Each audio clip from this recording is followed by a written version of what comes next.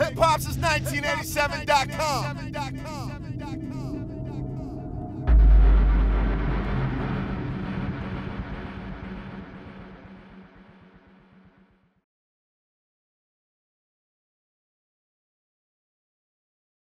First questions.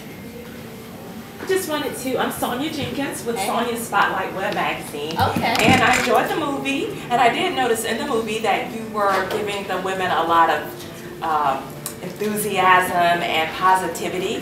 What would you say in today's times, some words of wisdom for the younger ladies?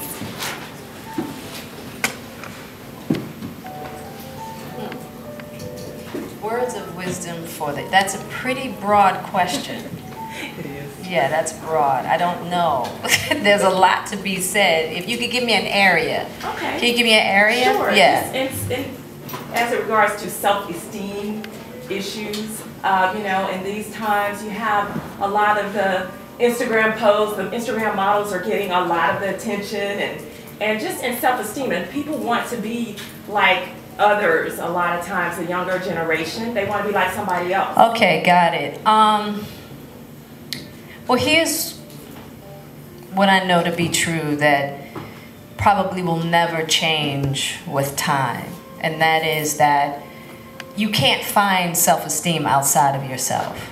Trying to be someone else is not the key. So I think we as women have to learn how to have acceptance for who we are, and that takes time. You know, it's like as soon as I turned 40, I think that's when like real self-acceptance like landed on me, like boom, right?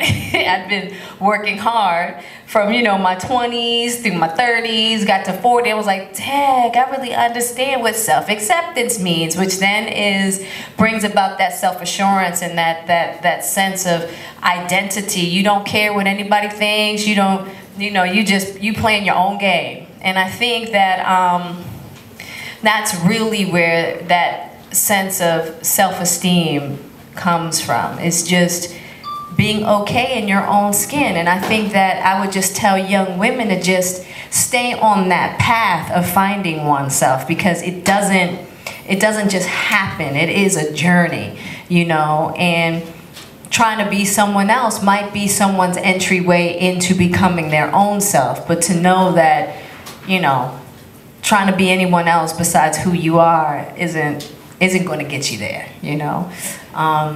So as women, we just have to stay on that path of what I call that path of truth. Just finding what's true. And what's true for different women, you know, we all have different paths and different ideas of truth. And as long as it's a truth that gets you settled into your own skin, well, then that's the truth for you. That's the only thing I'd really say about that. Any more questions about the film? Yes. Hey. I'm Jada with Gossip.com. Okay, so speaking of confidence, Rome is a very confident woman in the film, but she also has this very complicated relationship with Mike. Can you touch on their relationship and explain the dynamic between them? Oh, it's not complicated. It's just simple. It's a romance gone wrong, right? And so, you know, and it's just her going with Mike to kind of help him with this show is kind of a reconciliation for all that was in the past. It's kind of like, you know, just let grudges go. You know, you have people come into your life, they show you things, you know, you have a good time. Sometimes it goes right and sometimes it goes wrong. She's doing great, you know what I mean? And Mike was a good friend to her, so she can do this favor for him. So it's just kind of closing that chapter. Yeah. Hey. Hi, I'm Kim with JubileeMag.com. What is it that drew you to this particular film? Well, the role was originally written for a guy. It was originally written with Jamie Foxx in mind. There was some scheduling difficulties, so then Channing called me. And one thing that Channing did say, he was like, you know, whenever I thought about Magic Mike in Vegas, he's like, I always imagined a woman as the female MC. And he was like, so I want to change this role for a female, and I also want to bring a sense of responsibility to this component of adult entertainment. And I was like, that's a... Hi, I'm Miss Burton from theroot.com. I want to talk about your character in the film. which is quite a departure, except for maybe Fish on Gotham. Was quite a departure from you. Did you have any reservations about taking this role when you were offered it, and how did you come to a yes for this particular role? Well, I had some reservations because of my work in human trafficking. And what I realized, you know, in my human trafficking advocacy, you know, I realized that this industry is going to exist. Sex industry is going to exist, right? There's no eradicating it, right? The clothing industry is going to exist. There's as much trafficking in the clothing industry, in the chocolate industry, in the coffee bean industry, right? So instead of focusing on like, you know, we gotta make sure we shut these industries down, I was really into that idea, like, why don't we just bring some responsibility to it? The idea that no matter what somebody's doing, they should be treated as a human being. So I really wanted Rome to encompass an energy, to embody an energy in which to show that a woman can have a sense of self-respect, dignity, and demand that from whoever she's dealing with in a sexually charged environment.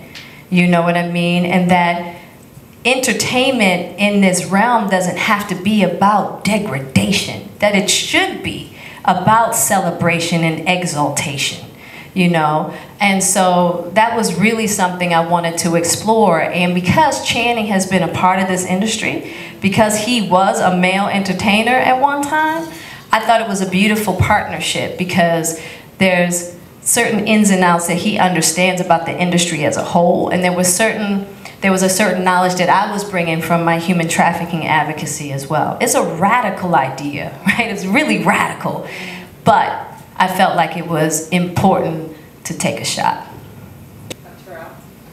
How you doing? Terrell Thomas, hip hop since 1987. I know outside of the film you have a passion for music. You were once in the band Wicked Wisdom. How much did your role in your band play into you actually being the MC Rome in the film? And did you have any, you know, in the last scene, all the different music that was played, did you have any choice in that soundtrack as well? No, that's all Channing. Trust me.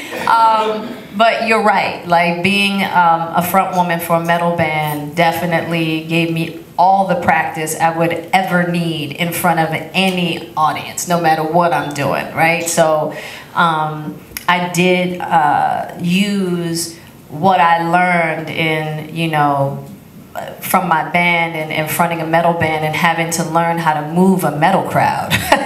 You know what I mean? So right now, that was probably one of the hardest things I've ever done. You can put me in front of any crowd and I'll move a crowd. Doesn't matter, because it doesn't get any more difficult than that, right? And I got to the point that no matter what they thought about me once I got on stage, they were moving before I got off. So I feel like I can move any crowd whatsoever. So you're right, I got a lot of skill set from my band.